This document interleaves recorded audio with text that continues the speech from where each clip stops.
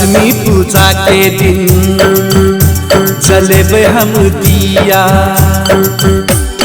लक्ष्मी पूजा में जलेब हम दिया, जगमग देख के खुश हेते मैया।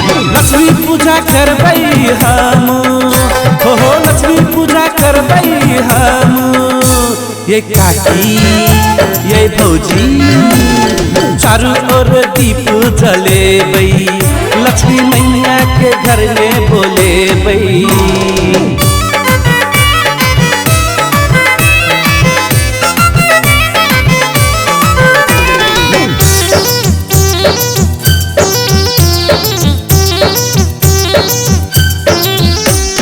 गाय के गोबर से घर भी पल गई, फूल माला से घर सजल गई,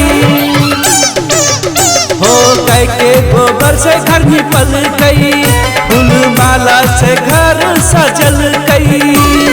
मैया के चरण के हम हो रंगोली बने बई, कालकंठ दूर हेतै लक्ष्मी घर येतै, कालकंठ दूर हेतै लक्ष्मी घर येतै। सल रोटी बगिया बनेतै, ओहो सल रोटी बगिया बनेतै।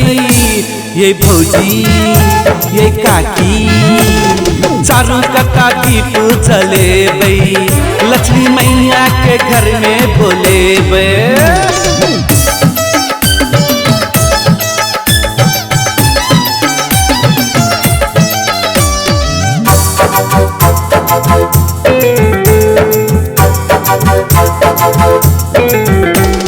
जगमग करे सारा दुनिया लक्ष्मी पूजा के दिन,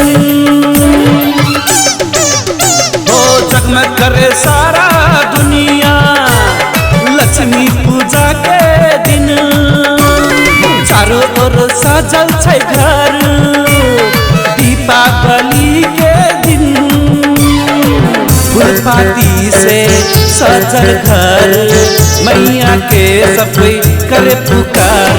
लक्ष्मी पूजा करबई हम, हो लक्ष्मी पूजा करबई हम, ये काकी ये भौजी चारू कता दीप जलेबै, लक्ष्मी मैया के घर में बोलेबै, हो चारू कता दीप जलेबै, लक्ष्मी मैया के घर में बोलेबै, लक्ष्मी मैया के घर में बसेबै।